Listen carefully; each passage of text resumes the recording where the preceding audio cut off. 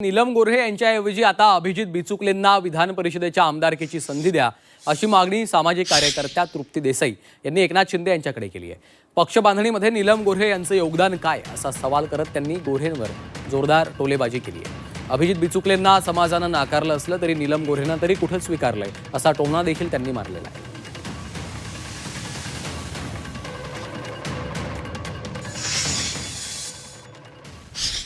एकतर त्यांनी 70 गाठलेली आहे, पक्षासाठी पक्ष संघटना मजबूत करण्यासाठी कुठलंही काम केलेलं नाहीये। महिलांचं जे काही नेतृत्व समोर येत होतं त्यांनाही कधी त्यांनी काम करू दिलं नाही। साधा पक्षाचा नगरसेवक सुद्धा त्या जिथं राहतात तिथं निवडून आणता आला नाही। आणि पुन्हा त्यांना जर संधी मिळणार असेल, ज्या पक्षवाढीसाठी काही करत नाहीत, कुठलंही काम करत नाहीत, मग काम न करणाऱ्यालाच जर शिंदे साहेब तुम्ही संधी देणार असाल तर मग अभिजित बिचुकलेंना ती संधी द्या।